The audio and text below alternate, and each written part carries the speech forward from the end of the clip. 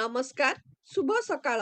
आज अगस्ट मास 23 तारीख शनिवार। आपण भल पाइबा और आशीर्वाद स्वरूप गोटे गोटे लाइक कर दिंतु एवं नुआ होइथिले चैनल को सब्सक्राइब करी पाखरे थिबा बेल आइकन को क्लिक कर दिंतु। मु आज आपण मानक पई केतेगोटी गुरुत्वपूर्ण खबर आनिछि।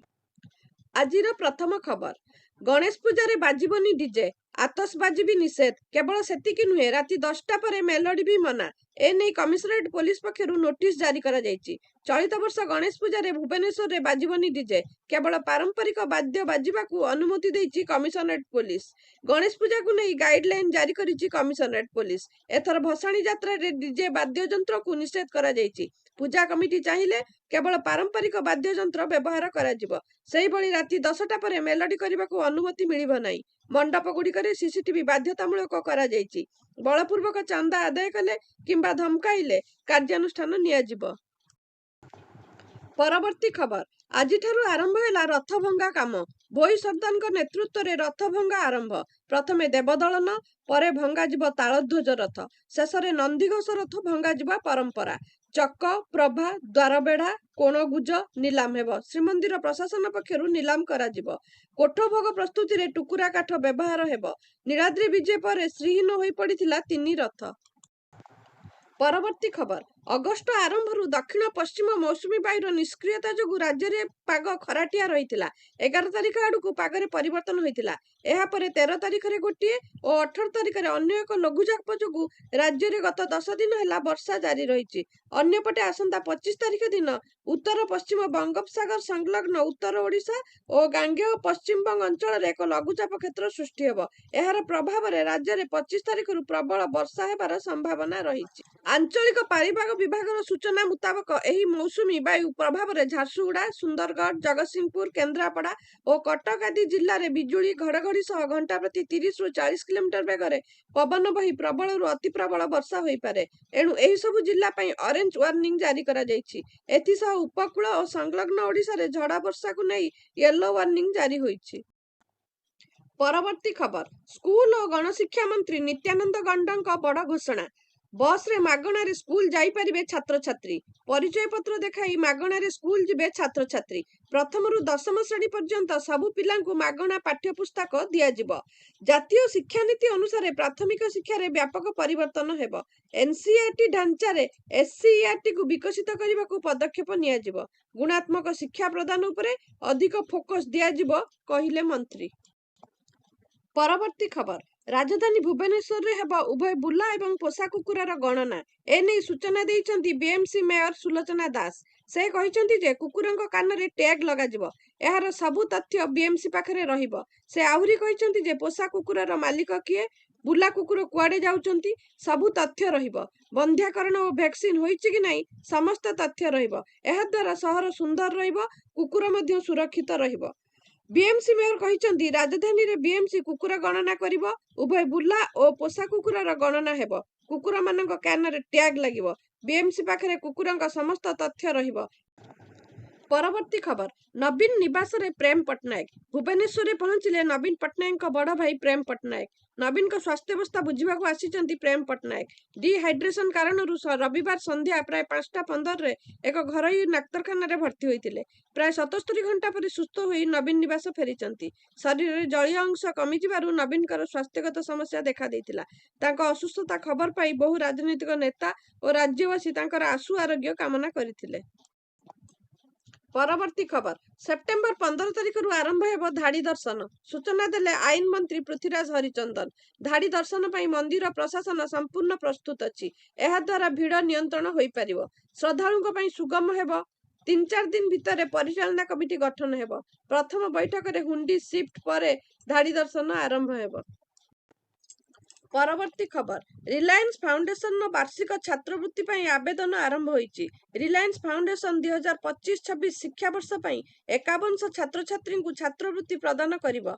केवल प्रथम वर्षर नियमित स्नातक एवं स्नातकोत्तर छात्र छात्री माने छात्रवृत्ति पई आवेदन करि परिबे। उच्च शिक्षा पई भारतर सर्वबृहत छात्रवृत्ति पई आवेदन करिवार शेष तारीख 4 अक्टोबर 2025 रही। सूचनायोग्य जे 2022 रे धीरुभाई अंबानी 90तम जन्मवार्षिक रिलायंस फाउंडेशन अध्यक्षा नीता अंबानी 10 वर्ष रे 50,000 छात्रवृत्ति देबाकू घोषणा करथिले।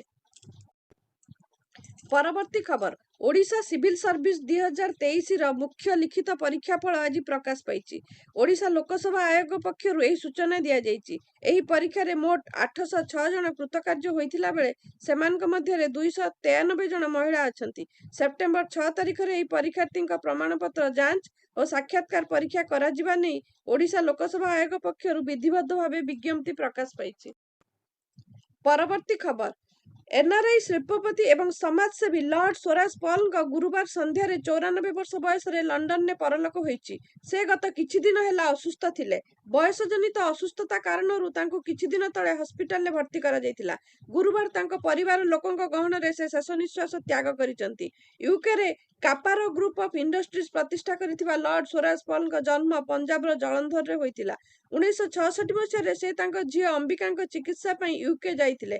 ଅମ୍ବିକା ପରେ ଲ୍ୟୁକେମିଆରେ ମୃତ୍ୟୁବରଣ କରିଥିଲେ।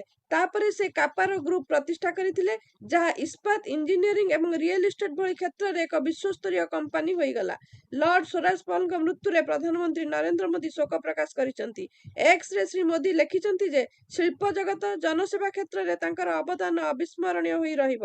ଭାରତ ବ୍ରିଟେନ ସମ୍ପର୍କରେ ଉନ୍ନତି କ୍ଷେତ୍ରରେ ତାଙ୍କର ଅବଦାନ ଉଲ୍ଲେଖନୀୟ ବୋଲି ମୋଦି ଲେଖିଛନ୍ତି। ପରବର୍ତ୍ତୀ ଖବର ତାମିଲ ଅଭିନେତା ବିଜୟଙ୍କ ନେତୃତ୍ୱାଧୀନ ଦଳ ଟିଭିକେ ଆସନ୍ତା ବର୍ଷ ତାମିଲନାଡୁରେ ହେବାକୁ ଯାଉଥିବା ବିଧାନସଭା ନିର୍ବାଚନରେ ଏକାକୀ ପ୍ରତିଦ୍ୱନ୍ଦ୍ୱିତା କରିବ।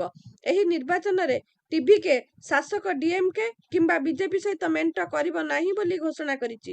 ଗୁରୁବାର ମଦୁରାଇଠାରେ ଅନୁଷ୍ଠିତ ନିଜ ଦଳର ରାଲିକୁ ସମ୍ବୋଧନ କରି ବିଜୟ ମେଣ୍ଟ ସମ୍ଭାବନାକୁ ସମ୍ପୂର୍ଣ୍ଣ ରୂପେ ଆଗ୍ରାହ୍ୟ କରିଛନ୍ତି।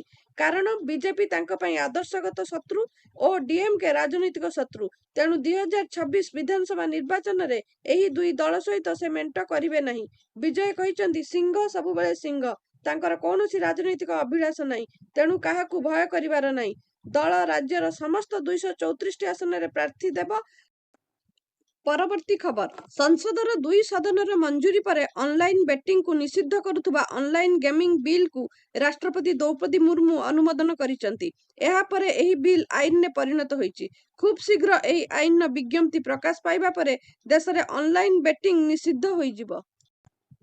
ପରବର୍ତ୍ତୀ ଖବର ପ୍ରତି ଓଡ଼ିଆଙ୍କ ପାଇଁ ଗର୍ବ ଏବଂ ଗୌରବର ମୁହୂର୍ତ୍ତ। ବିଶ୍ୱସ୍ତରରେ ବଢୁଛି ଓଡ଼ିଆ ଭାଷାର ଆଦର ଏବଂ ସାରା ବିଶ୍ୱରେ ଓଡ଼ିଆ ଭାଷାକୁ ପହଞ୍ଚାଇବାକୁ ଚେଷ୍ଟା କରାଯାଉଛି।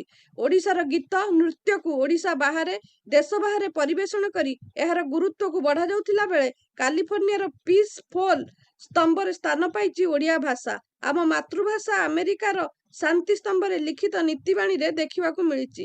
କାଲିଫର୍ଣ୍ଣିଆର ସିଲିକନ ଭ୍ୟାଲିର କୁପଟିନୋ ସହରରେ ପିସ୍ ପୋଲରେ ସ୍ଥାନ ପାଇଛି ଓଡ଼ିଆ ଭାଷା। ବିଶ୍ୱର ବିଭିନ୍ନ ଦେଶର ଭାଷାରେ ଶାନ୍ତିର ବାର୍ତ୍ତା ପ୍ରଚାର କରୁଥିବା ଏହି ଶାନ୍ତି ସ୍ତମ୍ଭରେ ବିଶ୍ୱର ବିଭିନ୍ନ ଦେଶ ଓ ରାଜ୍ୟର ଭାଷାକୁ ସ୍ଥାନ ଦିଆଯାଇଥିଲା ବେଳେ ଓଡ଼ିଆ ଭାଷାରେ ମଧ୍ୟ ଲେଖାଯାଇଛି। ପରବର୍ତ୍ତୀ ଖବର ଶ୍ରୀଲଙ୍କାର ପୂର୍ବତନ ରାଷ୍ଟ୍ରପତି ରନିଲ ବିକ୍ରମସିଂଘେ ଦୁର୍ନୀତି ଅଭିଯୋଗରେ ଗିରଫ ହୋଇଛନ୍ତି। ସେପ୍ଟେମ୍ବର 2023ରେ ଏକ ବ୍ରିଟିଶ ବିଶ୍ୱବିଦ୍ୟାଳୟରେ ତାଙ୍କ ସ୍ତ୍ରୀଙ୍କ ସମ୍ମାନାର୍ଥେ ଆୟୋଜିତ ଏକ ଉତ୍ସବରେ ଯୋଗ ଦେବା ପାଇଁ ବିକ୍ରମସିଂଘେ ଲଣ୍ଡନ ଯାତ୍ରା ବିଷୟରେ ପଚରାଯିବା ପରେ ତାଙ୍କୁ ଅଟକ ରଖାଯାଇଥିଲା। ଜଣେ ଅଧିକାରୀ କହିଛନ୍ତି ତାଙ୍କୁ କଲମ୍ବୋ ଫାଷ୍ଟ ମାଜିଷ୍ଟ୍ରେଟଙ୍କ ସମ୍ମୁଖରେ ହାଜର କରାଯିବ। ବିକ୍ରମସିଂଘେଙ୍କ ଉପରେ ଦେଶର ସମ୍ବଳକୁ ବ୍ୟକ୍ତିଗତ ଉଦ୍ଦେଶ୍ୟ ପାଇଁ ବ୍ୟବହାର କରିବା ଅଭିଯୋଗ ଆସିଛି। ଶ୍ରୀଲଙ୍କାର ସମ୍ବାଦପତ୍ର ଦ ଡେଲି ମିରରର ଏକ ରିପୋର୍ଟ ଅନୁଯାୟୀ ସେପ୍ଟେମ୍ବର 2023ରେ ଏକ ବ୍ରିଟିଶ ବିଶ୍ୱବିଦ୍ୟାଳୟରେ ତାଙ୍କ ପତ୍ନୀ ମୈତ୍ରୀ ବିକ୍ରମସିଂଘେଙ୍କ ସମ୍ମାନାର୍ଥେ ଆୟୋଜିତ ଏକ ଉତ୍ସବରେ ଯୋଗ ଦେବା ପାଇଁ ସେ ସରକାରୀ ଅର୍ଥ ଓ ବ୍ୟବସ୍ଥାର ଅପବ୍ୟବହାର କରି ଲଣ୍ଡନ ଯାତ୍ରା କରିଥିଲେ। ପରବର୍ତ୍ତୀ ଖବର ସାଂସଦ ଭବନ ସୁରକ୍ଷାରେ ପୁଣି ତ୍ରୁଟି। ଜଣେ ବ୍ୟକ୍ତି ସାଂସଦ ଭବନ ସୁରକ୍ଷା ବ୍ୟବସ୍ଥା ଭାଙ୍ଗି ପାଚେରୀ ଉପରକୁ ଚଢ଼ି ଯାଇଥିଲେ, କିନ୍ତୁ ପରେ ସୁରକ୍ଷା କର୍ମୀମାନେ ତାଙ୍କୁ ଧରି ପୋଲିସକୁ ହସ୍ତାନ୍ତର କରିଥିଲେ। ସୂତ୍ର ଅନୁଯାୟୀ ଏହି ଘଟଣା ସକାଳ ପ୍ରାୟ 6:30 ସମୟରେ ଘଟିଥିଲା। ଏ ସମ୍ପର୍କରେ ଅଧିକ ତଦନ୍ତ ଚାଲିଛି। ଏହି ଘଟଣା ସଂସଦର ମୌସୁମୀ ଅଧିବେଶନ ଶେଷ ହେବାର ଗୋଟିଏ ଦିନ ପରେ ଘଟିଛି। କୁହାଯାଉଛି ଯେ ଜଣେ ବ୍ୟକ୍ତି ଏକ ଗଛ ସାହାଯ୍ୟରେ କାନ୍ଥ ଚଢ଼ି ସଂସଦ ଭବନ ପରିସର ଭିତରକୁ ଡେଇଁ ପଡ଼ିଥିଲେ। ଏହି ବ୍ୟକ୍ତି ରେଳ ଭବନ ପାର୍ଶ୍ୱରୁ କାନ୍ଥକୁ ଡେଇଁଥିଲେ। ଏହାପରେ ସେ ନୂତନ ସଂସଦ ଭବନ ଗରୁଡ଼ ଫାଟକରେ ପହଞ୍ଚିଥିଲେ। ସେହି ବ୍ୟକ୍ତିଙ୍କୁ ସେଠାରେ ବୁଲୁଥିବାର ଦେଖି ସଂସଦ ଭବନରେ ଉପସ୍ଥିତ ସୁରକ୍ଷାକର୍ମୀ ତାଙ୍କୁ ଧରି ପକାଇଥିଲେ। ଭିଡିଓଟିକୁ ସମ୍ପୂର୍ଣ୍ଣ ଦେଖିଥିବାରୁ ଆପଣଙ୍କୁ ବହୁତ ବହୁତ ଧନ୍ୟବାଦ। ଆଜି ପାଇଁ ଖବର ଏତିକି। ନମସ୍କାର।